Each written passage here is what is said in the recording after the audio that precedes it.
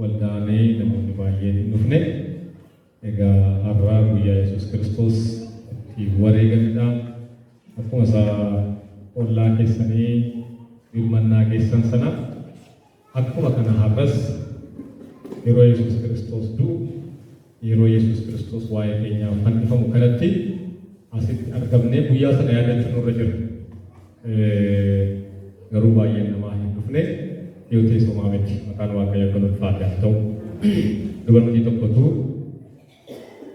al 17 gooftaan foon ishee keessaa baaseetu gara mootummaa Waaqayyootti fuudhee deeme.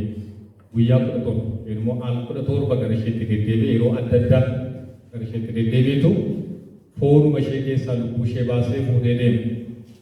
Achitti mootummaa Waaqayyoo Si'oolii waan adda addaa kana itti agarsiisaa ture. Gaaf tokko akkas jetti. Na achi keessatti waan baay'een arge jetteetu waan isheen dubbatte keessaa wanta garaa koo keessatti hafe jechuudha. Wanti baay'ee natti tolee jette wanta gooftaan natti hime keessaa tokko jette namoonni biyya lafaa keessa jiran gaafa isaan guyyaa dhaloota koo kabajan gaafa isaan guyyaa du'a koo guyyaa du'aa koo kabajan baay'ee gammadaa jette. በጣም ሐሴት አደርጋለሁ ደስ ይለኛል አለኝ እግዚአብሔር። አከስራጀ ጎፍታ ጀ ጎፍታ ተከስናጀ ነቲ ቶላ ጋፋ ጉያ dhaloota koo gaafa namoonni kabajan natti tola. Argitanii Yesuus Kiristoosin akka namaatti lakkaa jirtan. Akkuma isin guyyaa dhaloota keessatti gaafa isiniif kabajamu dubbiin keessan hojiin keessan gaafa dinqisiifamu gaafa namni ka'aa jedhee namni harka walitti isiniif rukutu gaafa hojiin keessan isiniif dinqisiifamu akkuma isiniif tolu akkuma gaafa shillimaata fudhatan sanaa jechuudha. Yesuus Kiristoos raawwatee nama guutuudha. Fiili godha kana. Gaafa namni walitti qabame akkasitti guyyaa du'a isaa taa'ee gaafa inni ayyaaneffatu gaafa inni kabaju guddaa itti gammada. Maqaan Waaqayyoo kan ulfaate haa ta'u.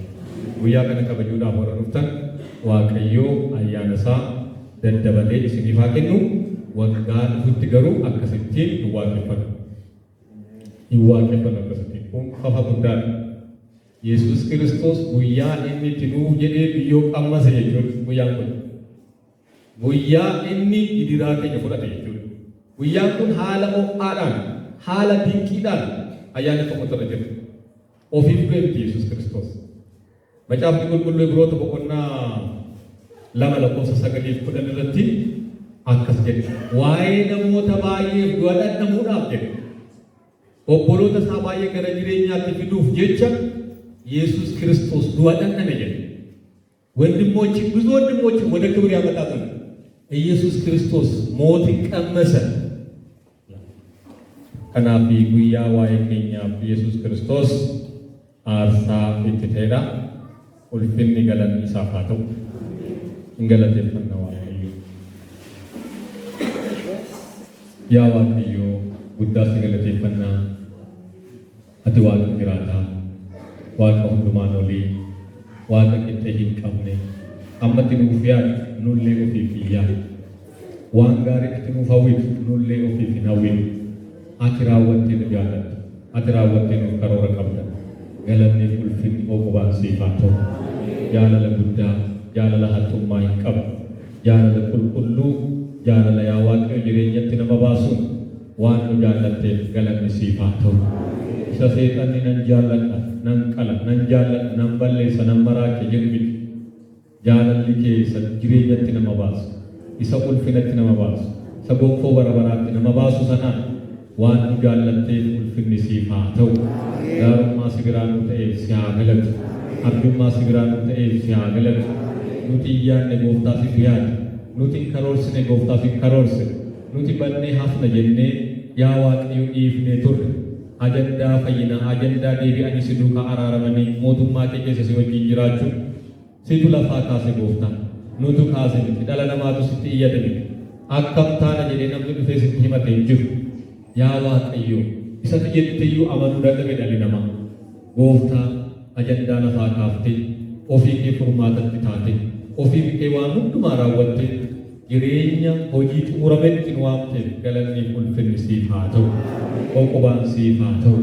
Gooftaa Yesuus Kiristoos guyyaatti waa'ee keenyaaf rakkatti, guyyaatti waa'ee keenyaaf dhamaatti, guyyaatti waa'ee keenyaaf gooftaa biyyoo keessa lixxe guyyaa atitti du'aa ilaalte sana yaa Waaqayyo ayyaaneffanna.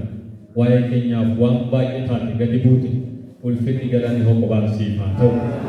Waldaan kiristaanaa si jajatti, warri si fayyan si jajatti, warri yaa Waaqayyo oolmaan kee isaaniif gadi hundumtuu garaa isaanii guutu garraamummaadhaan jaalalaan yaa Waaqayyo ulfinaan si kabaju, kabaji ulfinni siif haa ta'u. Oolmaa dhala namaaf oolu eenyuyyuu nuuf ooluu kan hin dandeenye biyya lafaa irratti barbaadamee ergamoonni iyyanii hangafoonni iyyanii lafa irratti yaa Waaqayyo barbaadamee fayyisaan dhibame atumti mataan kee uumaan keenya iddoo jirtuu kaate ulfina kee dhiifte nama taatee dhuftee nu fayyifte ulfinni galanni siif haa ta'u. Qoqqobaan siif haa ta'u. Har'a nuuf galle ta'a yaa Waaqayyo boor garuu nuuf gala.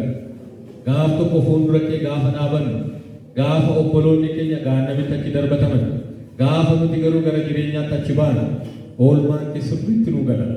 Yaa Waaqayyo galanni siif haa ta'u. Ammas sagalee kee nutti dubbadhu. Yaada garaa kee gara keenya fidi. Cubbuu fira daddarbaa keenya nuuf dhiisi. Yaa Waaqayyo saba keetti waan dubbattu saba keetti waan hubachiiftu qabda. Yeroo gabaabaa qabnutti ati nu wajjin ta'iitii yaada kee gara keenya fidi. Hafuura kee qulqulluudhaan nu gargaara. Maqaa gooftaa keenya Yesuusiif jedhiitii. Ameen. Ishi Waaqayyoof galanni haa ta'u. Kutaa har'aaf nuuf kenname ergaa raajicha Isaayyaas achirratti isa barreeffame irratti dhaabbadhee tananii waan muraasaa waan gabaabaan isiniif himu. Isaayyaas raajicha irratti boqonnaa 53 irratti isa inni dubbannee eenyutu amanee irreen Waaqayyoos eenyutti mul'ate jedhetu gaafachuudhaan jalqabu. Isa inni dubbanne eenyutu amane? የሰማነውን ነገር ማን አመነ? ሰኑቲ አገኝ ሰዋቀዮ አገይሲስ ሰዋቀዮ ኑቲ ዱበቴ ኤኙቱ አመነ ኢሬን ዋቀዮ ኤኙቲ ሙልጠቴ ጀዴቱ ጋፈቹዳኒ ጀልቀቡ ማይኒ ደጋአሜ ነምኒ ሁበቹ አመኑ ደንደዱ ማልቱሪ ሰኑቲ ዱበነ ኤኙቱ አመነ የ ኢሳያስ ጋፈ ዱበቱ የሰማነውን ነገር ማን አምኗል? ወንት ዱበተመ tokko jira waan dubbatame sana immoo namni amanuu hin dandeenyetti ulfaateera. Akkasittiin kan inni jalqabu. Isa dubbanne eenyutu amane? Maaltu dubbatame? Isa dubbatame sanarraa waa isiniif kaasa. Dubbiin kun jalqabumaa akka yaada isaa nuu galuuf jechuudha.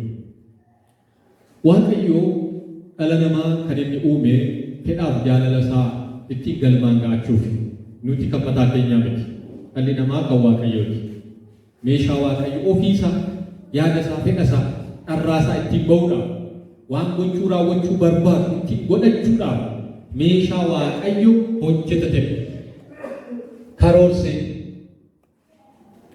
itti yaadee akkamittiin eessatti jedhee Waaqayyo maal naaf hojjeta jedhee karoorsee uumama Waaqayyo ofiisaaf hojjetateef. Maayikiraafooniin amma harka koorra jiru kan ofiisaa miti. Kan ofiisaa miti. Maayikiraafooniin kun kan ani kan ofii kooti. Harka kee keessan taa'u, mana kana keessan taa'u yoo jedhe namni qoosaatti hin gadhiisu. Qoosaatti hin gadhiisu. Kanaaf namnis akkuma kanaa Waaqayyotu harka isaatiin dhala namaa lafatti gadi bu'ee hojjetate.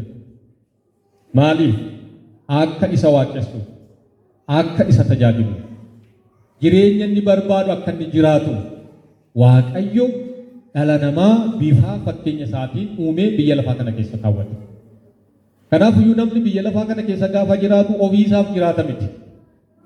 Amma karoora keenya keessa Waaqayyo hin jiru. karoora waaqayyoo gamatti ganne yaada waaqayyoo darbannee calaafne amma ajandaa mataa keenyaaf jiran biyyi lafaa waa'ee karoora nu barsiisa. Biyyi lafaa waa'ee borii akkamittiin akka yaadnu akkamittiin hojiirra oolchinu nu barsiisa. Baaneerra harka waaqayyo keessa nuti kan waaqayyoo miti. Hundumtuu karaa isaarra deeme jedha Isaayyaas boqonnaa 53 kana keessatti. Hundumtuu karaa isaa deeme. Waaqayyo harkaa miliqee bade. Nama waaqayyo hankoo ofii koof jedhee uummatetu naanaa gammachiisu iddoo fedhaaf jaalala koo naaf haa oolu naaf haa bulu jedhee dubbate uummatetu harka waaqayyoo keessaa karaa sokke. Seexanni haxxummaa guddaadhaan sagalee goyyomsaadhaan dhala namaa harka waaqayyoo keessaa facaase. Hin beektuu seera uumamaa keessatti seexanni gara gannataa dhufee Addaamiif Hewaaniin muka kanarraa hin nyaatinaa jedhee waaqayyo jedhee gaafate. Hundumaa hin nyaannu. Ishee giddu galeessa gannataa keessa jirtu kana immoo hin nyaatin nuun jedhe waaqayyo jedhanii itti dubbatan. Wanti kun dogoggoradha. Ituu nyaattanii akkuma waaqayyoo taatu. Isin waaqayyoon ijaan argaa jirtu miti gurraan dhaga'aa jirtu miti waan inni fakkaatu beektu miti akkuma isaa taatu turtan isinii jedhe. Ammaniif isin waaqayyo waan inni fakkaatu hin beeku. Hammam akka inni ga'u hin beeku. Diimaaf gurraacha isaa hin beeku. Macaafa qulqulluu keessatti wanta nutti dubbatame amanne malee waaqayyoon namni fuulaa fuulatti arge hin jiru. Isaan garuu calaqqee fuula isaa beeku. Bifa isaa fakkeenya isaa beeku. Garraamummaa isaa beeku. Waaqayyoon warra sirriitti ijaan arganii gurraan dhaga'an Addaamiif Hewaan. Beektu miti waaqayyoon akka isaa taatu turtan. Garuu akka isaa akka hin taaneef muka kanarraa hin nyaatinaa isiniin jedheetu seexan itti dubbata. Yeroo kanatti Addaamis Hewaanis wanta kana dhugaa jedhanii amanan. Argitanii amma macaafa qulqulluu kana keessatti maal jedha isinitti fakkaata? Isa nuti dubbanne himne eenyutu amane jedha. Isa nuti dhageenye himne eenyutu amane jedha. Dhalli namaa isa waaqayyo dubbatu dhaga'uudhaa fi amanuudhaaf itti ulfaata. Isa seexanni itti dubbate garuu qilleensa irratti qabata. Qajeelfama jireenya isaa godhata. Seexana afaan seexanaa keessaa waa haa ba'u malee garaan ilma namaa raafamee fudhatu. Isa waaqayyo jedhu garuu ganaa barbaadama eenyutu amane kuma keessaa. Seexanni amma waa dubbatee namni shakkiin qabu. Ammatu labsiin tokko biyyatu duukaa fullaa. Waaqayyo garuu hin amanaa laata namni keessa barbaada waaqayyo. Eenyutu amane? Kanaaf iyyuu seexana amanan garaa isaanii guutuu amanan. Garaa isaanii guutuu shakkii tokko malee waan seexanni jedhe sana akka jirutti tokkoo ishee lafatti nambisin amananii fudhatanii nudhaan. Yeroo kanatti gara jireenya namaatti nyaata sana wajjin waan baay'eetu gara jireenya namaatti gale. Waan jireenya namaatti galee waan gurguddaa sadii waan keessaa of keessaa baasuu hin dandeenye wanta waaqayyoorraa dhala namaa kute wanta gaannamitti oofu waan sadiitu jireenya namaa keessa gale. Inni jalqabaa seexana mataasaa. Seexanni mataasaa nama gidduu jiraachuu hin danda'u ture. Nama duukaa oolee buluu hin danda'u. Garuu amma gaafa namni carraa kennuuf gaafa namni amane ati sirrii waaqayyo caalaa situ naaf yaadaa jira situ na wajjin jiraachuu siif ta'a jedhee gaafanni mana isaatti jireenya isaatti gaafanni simatu seexanni karabaatii isaa hidhatee dhufees nama keessa gadi jechuudha. Amma namni kennaan isaa kennameef tokko tuu as dhaabatee ifate dhugaan sinitti nama baay'ee keessa iyya seexanni. Seexanni namni siicoo keessatti barbaada inni siicoo keessa jiraachuu barbaada. Kanaafis miti kan inni qabsaa'u. Seexanni siicoof qabsaa'u miti. Seexanni mana dhugaatii keessatti jiraachuudhaaf qabsaa'u miti. Inni iddoo siicoos iddoo mana dhugaatiis iddoo waan hin taane achitti nuriiguudhaaf achitti nu geessa malee inni achi jiraachuu barbaadu. Kan inni jiraachuu barbaadu onnee keenya keessa. Nama keessa jiraachuu barbaadu. Mana keenya keessayyuu miti. Qe'ee keenya keessayyuu miti. Nama keessa jiraachuu barbaadu. Dhukkubni namaa inni guddaan kan inni jalqabu gaafa seexana dhaggeeffatu seexanatu isa keessa galu jedhu. Kanaafiyyuu Addaamii kaasee ijoolleensaa balballi jireenya isaanii banaa ta'e seexanaaf. Gaafuma isaan tole jedhanii balbala sana argitu balbaloota kana. Balbaluma kanarraa buqqaaseetu goodaatti dhaqee gate seexana. Achi booddee hafuurri hamaan barbaadu jireenya namaa keessa akka barbaade galuu danda'a jechuudha. Kanaaf kan namni duuba jooftuu, ejjituu, hattuu, tonkolanyaa meeqa kan ta'e sababii seexanni akka barbaade jireenya namaa keessa galuu dandeenya jechuudha.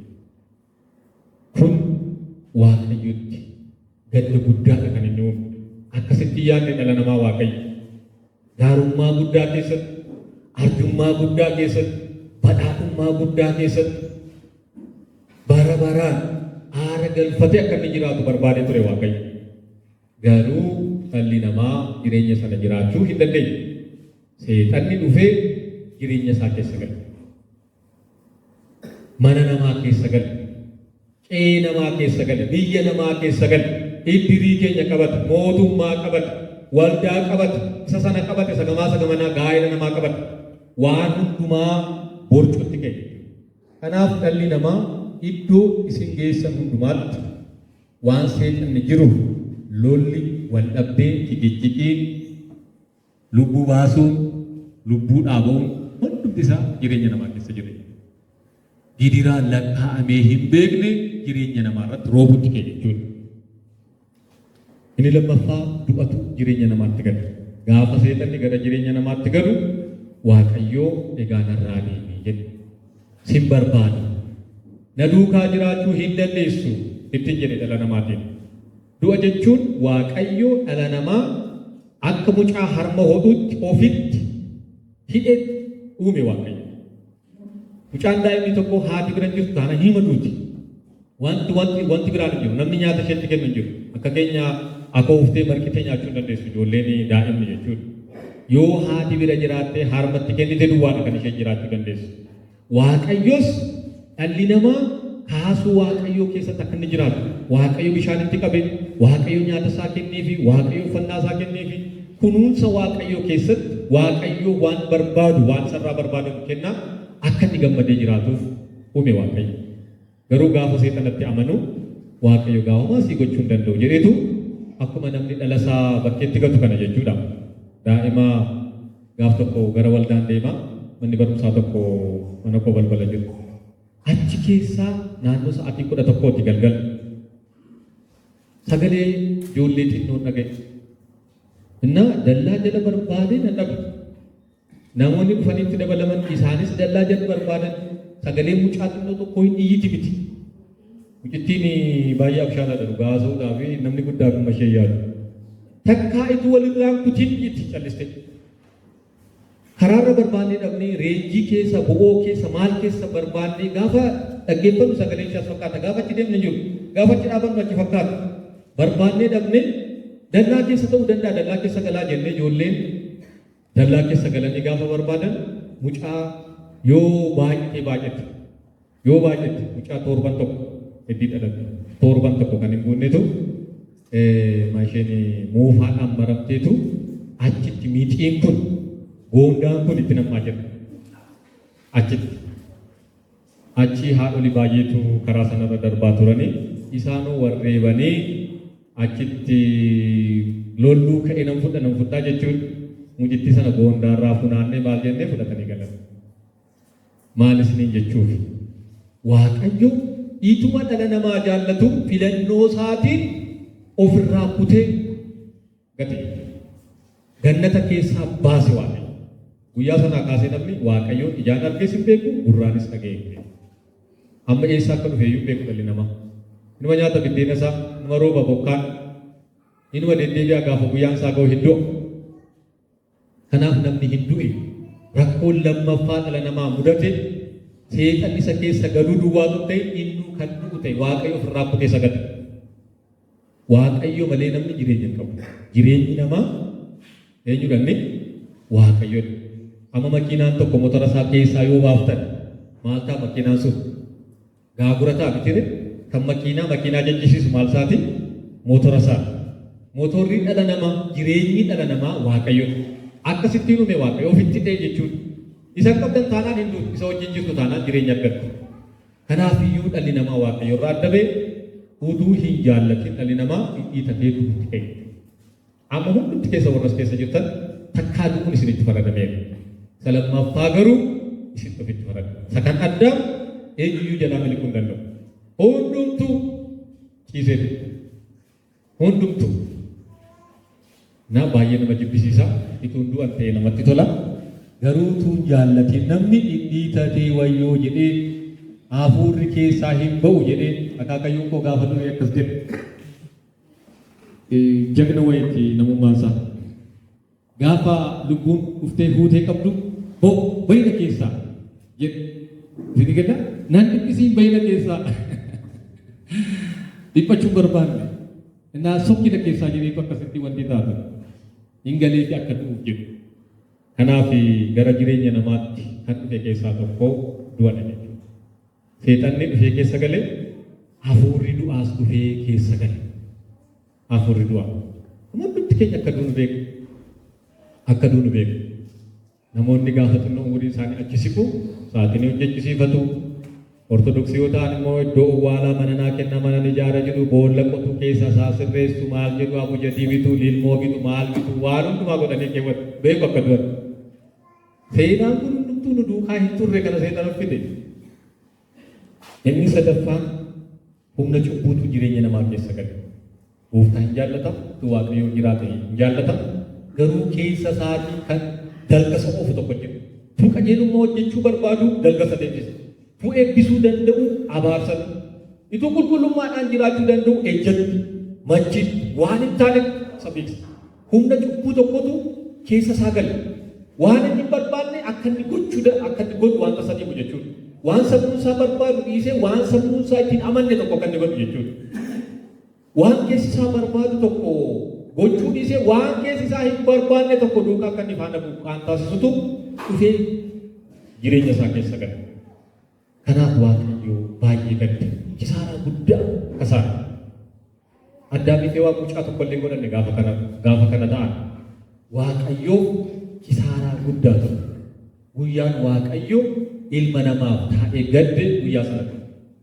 Gaaf tokko gaafatti deemnu nutti himuu danda'a miira isaa guyyaa sana miiratti dhaga'amu waan godhe waan itti dhaga'amu yoo immoo gadda Waaqayyotti dhaga'ame sana gaaf tokko Waaqayyo nutti himuu danda'a jedhee yaada. Garuu garmalee gadde Waaqayyo. Garmalee gadde. Waan godhu hin qabu isa filate seexana wajjin gadi baase. Guyyaa sanaa kaaseetu dhalli namaa seexana wajjin du'a wajjin humna cubbuu wajjin jiraachuudhaaf dirqisiifama. Ituu kun sagan jireenya isaa keessa jiru immoo Waaqayyo wajjin araaramee jiraachuu hin danda'u. Kanaaf iyyuu Waaqayyo akkas jedhee dubbate.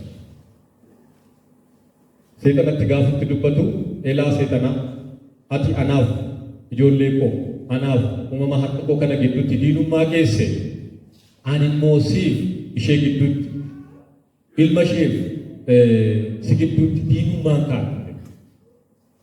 በአንተና በሴቲቷ በዘርህና በዘሯ መካከል ጠላትነትን አስቀምጣለሁ። አከመት ዲነነት ጎቴ ነመነኒ ጋሩማ ዋን ሜቀ ኡሜ ዋን ሰገመቺሱ ሜቀ ኡሜ ጃላለ ሜቀ ተገርሲሴ ሰበን ኡመት ከና አኩመ ዲነነት ጎቴ አኒሞ ኢስመን ዴቢሴ ዲነስቲ ጎዳትኝ ዲነስቲ ጎዳትኝ ኢኒ ማታኬ ገዲቱ አቲሞ ኮሜ ሳጭኒ አብዲ ከኔ ዋቀዮ ጋፈሰን akka namni bilisoo akka namni deebi'ee bilisa ba'ee akkuma gannata keessaa Waaqayyo balbala banee gadaree balbala isaa cufate sana deebisee balbala banatee seexana gadaree dhala namaa akka ol gashachuuf jiru itti dubbate Waaqayyo. Garuu gochi kun immoo salphaatti waan ta'u miti. Ilmoon seexanaa sun ilma Hewaanii miilla ciniinuutu jira. Ciniinamuutu jira ture. Dhiigni dhangala'uun jira ture. Waaqni namna maaltu ta'a? Dhiigatu dhangala'a. Dhangala'uu dhiigaatu jira ture. Qabsoo wayiitu gaggeeffama ture. Kana dubbate Waaqayyo. Kanaaf maal jedhi Isaayyaas asitti gaafa dubbatu isa nuyi dubbanne isa nuyi dhageenyee himne eenyutu amanee jedhu Waaqayyo siin fayyisa. Isa jedhee dubbate sana eenyutu amane jedheetu gaafata. Ani nama nan erga ilma koon erga gara biyya lafaatti inni dhufee mataa seexanaa gadi tuma ijoollee koo saba koo deebisee boojuu godhee naa fuudha. Cubbuu isaanii hundumaa isarran kaa'a. Balleessaa isaanii hundumaa isarran kaa'a. Waa'ee isaaniif isan adaba isan fannoo irratti cinqaarsachi irratti dhiiga isaan dhangalaasa. Inni aarsaa ta'eetu saba baay'ee ijoollee koo godhee deebisee naa fida jedhee dubbate Waaqayyo. Kana eenyutu amanee fudhatee jedhee dubbate Isaayyaas. ማን ነው አምኖ የተናገርነውን ነገር ማን አመነ? ኢሰራጆን ዱበተ ፈይሳን ይዱፋ ኦሻን ይዱፋ ሰጂዱ ከነ ኤዩ ተመነ ጀዴቱ ጋፈታ ኢቱ ኢየሱስ ይጠለቲ ወጋ ይበቶር በዱራ ጋፍቲ ገና ጋፈተ ቱሬ ዱላ ዳሎተ ሰን ከናፊ ዳሎተ ሰን ነቲ ዳሎን ጋፈ ኢየሱስ ክርስቶስ ዱፈ ሰን መታሳ ጅሩ Yesus Kristus amane fudhachuun dandeenyu. Waaqayyo ifatti dhaqanii tajaajila isaa jalqabu. Gara laga Yordaanositti bu'ee Waaqayyo saba danuu Fariisonni iddoo isaan jiranitti, bushitoonni biyyaa iddoo isaan jiranitti, uummanni iddoo jirutti laga Yordaanositti saba danuu hiriiree jiru gidduutti Waaqayyo ka'ee dubbate. Gaafanni harka Yohaannisitti cuufame. Mucaan koonnan jaalladhu isa kana isa dhaga'aa ittiin jedhu. Sokki isin jennaan duukaa sokki taa'i isin jennaan taa'i. Hojjetu isin jennaan hojjetu asiin ba'i isin jennaan karaan isin jennaan ba'i. Isan jaalladha isa dhaga'i isa faana bu'i ittiin jedhe Waaqayyo. Dhaggeeffachuu hin dandeenye dhalli namaa. Akkuma warra har'a hafanii jechuudha. Har'a guyyaan kun guyyaa tafuu miti akka yaada kootti. Ani guyyaa Faasikaa waldaadhaa hafe yaadadha. Guyyaan kun guyyaa addaati. Guyyaa waa'ee keessaniif namni itti wareegame. Kun har'a nu galuu dhiisuu danda'a. Waaqayyo nu gargaaree gaafa miilli keenya mootummaa Waaqayyo hojjetu bo'uu hin danda'amu malee gaafa sana bo'aa dhalli namaa. Oolmaan Yesuus isaaf oole guyyaa sana galaafe guyyaa sana. Har'a waaqeffannaa maduwaa nutti fakkaachuu danda'a yoo immoo waldaa magalanii ba'uu nutti fakkaachuu danda'a. Waa'ee keef du'e namni tokko. Waa'ee keef ajjeefame namni tokko. Isatti guyyaa dhalattee kaastee dhaala dhaloota meeqarraa dhaalaa dhufte sana. Cubbuu dhaalaa meeq heddii lafa geesse booddee cubbuu hojjette meeq mataatti fudhateetu siin dhaqii taa'e siin jedhee ati bilisoomteetta jedhee ati nagaadhaan jiraadhu jedhee Yesuus Kiristoos fannoo irratti ajjeefame. Bofichi isa ciniine qoomeessa. Macaafni qulqulluun akkas jedhu Ibroota boqonnaa 2 irratti. Namoota baay'ee jireenyatti fiduudhaaf ኢየሱስ ክርስቶስ du'a dhandhame jedhe. ብዙ ወንድሞችን ወደ ክብር ያመጣ ዘንድ ብዙ ወንድሞችን nama baay'ee ulfinatti fiduudhaaf kabajatti fiduudhaaf ኢየሱስ ክርስቶስ du'a dhandhame jedha. Nama duuneetu du'e ኢየሱስ ክርስቶስ. ኢየሱስ du'uu hin danda'u. Inni waaqadha. Inni gooftaadha. Inni mootii. Du'uuf sadarkaa meeqa waaqarraa gadi bu'ee nama ta'e namaa gadittuu nama mirgi isaa hin eegamne garba ta'e. Bara sana keessatti garba warri jedhamanii mirga qabanii falmatanii tabaqaan dhaabbatanii maal jedhan haa ajjeefamu jennaan haa ajjeefamu gurgurii jennaan gurgurii waan tokko mirga qabu akka dhala namaatti lakkaaman bifa garbaatti lakkaa'amu kan sagaleen isaa hin dhaga'amu kan naqaashii hin dhaabbanne kan tabaqaan isaaf hin dhaabbanne akka barbaade hizbiin itti yaa'ee haaduu jennaan nama duu jechuudha. Namni waa'ee isaaf seerri hin galagalchamu ta'e Yesuus Kiristoos. Eenyuyyuu tabaqaan kamiyyuu maaliif du'a Yesuus Kiristoos sirrii miti seerri keenya akkasii jedhee namni haasa'ee dhaga'ame hin jiru. Bifa garbaatiin mul'ate Yesuus Kiristoos. Guyyaan kun guyyaa ajaa'ibsiisaa. Guyyaa Yesuus Kiristoos nuuf du'uuf jedhe guyyaan gaafa gannaa Yesuus isa harratti nuuf du'u kan uffachuudhaaf jedhetu gadameessa Maariyaam keessa bule. Isa waaqatee waaqaaf lafa uume sanatu yoo foon uffate malee cubbuu namaa baachuu waan hin dandeenyeef waan hundumaa obboloota isaa wajjin wal fakkaachuun waan irra jiru. Qooda isaanii hundumaa hirmaachuudhaaf foon uffachuun waan isarra jiruufi Waaqayyo gara gadameessa Maariyaam dhufee hojii guddaadhaan yookiin immoo ayyaana guddaadhaan yookiin immoo tooftaa waaqayyo guddaadhaan waaqayyo foon uffatee akka inni dhalatu taasisa. Har'ammoo inni foon uffate sun fannootti ol ba'e. Yeroo kana Yesuus Kiristoos yeroo itti fannootti ol baafamaa ture maqaan waaqayyo kun ulfaate haa ta'u. Kanaaf Yesuus Kiristoos maaliif du'e? Yesuus Kiristoos maaliif du'e? Isaayyaasuma kana gara boqonnaa 53 gara 10 kaaftanii gaafa dubbifattanii inni du'uu isaatiin waan ulfina baay'ee argata, ijoollee baay'ee gara jireenyaatti fida, namoota fayyaan baay'ee ijaan ilaala jedhee dubbata. Argitanii ani isin waggaa muraasa booddee waaqayyo sana uume kana wajjin ijaan wal agarra. Fakkaatu midhamma gaafateenye ilaala. Dhiisuma funyaan isinitti uume kana, dhiisuma ija keessan uume kana, dhiisuma gurra keessan uume kana ija keessan kanaan argitu. Warras keessa jirru baay'een keenya umuriin keenya gurguddaadha. Yoo baay'ee waggaa 50 har'a. Yoo gooftaan isin turse, yoo inni isin jibbe jechuun biyya lafaa kana keessa. Yoo isin turse gaafa waggaa 50 waaqa isin uume sana ijaan argitu. Ijaan arganii immoo biraa deemuu miti. Waaqayyo gooftaa. Gooftaa Yesuus Kiristoos mana abbaa koo keessa mana baay'eetu jira jedhu. Kootti ladduu sii qopheesseera, jireenya siif qopheesseera. Du'a ilma koo Yesuus Kiristoosii akka ati deebitee gola koo keessa jiraattu, akka ati kaasuu koo keessa jiraattu haala sii mijeesseera jedhetu deebise ittiin nama fudhata. Maqaan waaqayyo kun ulfaata haa ta'u. Nuti du'a isaatiin warra jireenya argan, isatti dukkanaa'uu isaatiin warra ifa argan, reebamuu isaatiin reebicha ulee seexanaa jalaa warra baanedha nuti. Maqaan isaa kan ulfaate haa ta'u. Dubartii tokkotu seexan irraa ba'ee akkas jettee televiziyooniitiin dubbata televiziyoonii tokko irratti. Dhufeen akkuma seexan jedhu. Inuma na reeba seexan dhufee. Reebichuma sareechaa na reebee guyyaa lama sadii ciisaa sirriirra danda'ee kuusan na tufu jedhe. Argitanii oolumaan maal godhe ganne illi godheetu. Illi godheetu. Kana keessaa nu furuutti Yesuus Kiristoos. Nu keessaa maal baasu? Seexana baasee gatuudha. Nu keessaa maal baasu? Humna nu keessaa baasu. Nu keessaa maal gatuudha? Humna du'aa nu keessaa gatuudha. Amma annan du'a jedhee gaafa tokko yaadee hin beeku. Nan du'a jedhee waaqayyoodhaan adda ba'a jedhee iddoo biraatti nu farga jedhee yaadee hin beeku. Keessi koo kan dhaabu gaafattuu waan sana uume kana ijaan arga maal fakkaata laata? Isa jedhu yaada. Maqaan isaa kan ulfaate. Kanaaf Yesuus Kiristoos kan inni dhibbate, Yesuus Kiristoos kan inni gidiraa kana fudhate, kan inni fannoo irratti ol ba'ee fi anaaf isinii jireenyatti fiduu. Kanaaf guyyaa kana kabajnu barbaada waaqayyo. Akka kabajnu barbaada.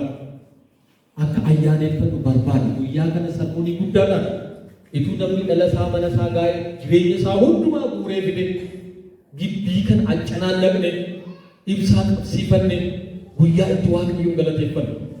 Ituu danda'ama ta'e har'aa kaasee hamma gaafa du'aa ka'uu isaatti waldaa kana keessa ciifne as oollee as bullee faarfachaa ituu dinqisiifanne itti tola waaqayyooti. Maqaan waaqayyoo kan ulfaate.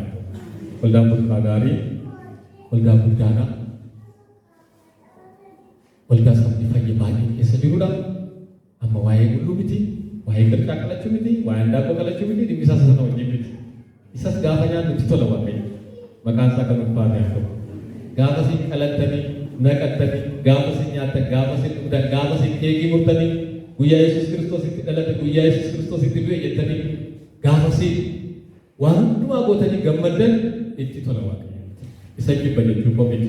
Garuu irra caalaatti oolmaa sana lakkoofne fuuldura isaa oollee itti tola. Maqaan waaqayyoo kan ulfaate haa ta'u. Nuti warra inni nuuf jedhee du'e, warra inni nuuf jedhee humna isaa agarsiise. Irreen waaqayyoo eenyutti mul'ate jedhee gaafate. Irreen waaqayyoo eenyutti mul'ate?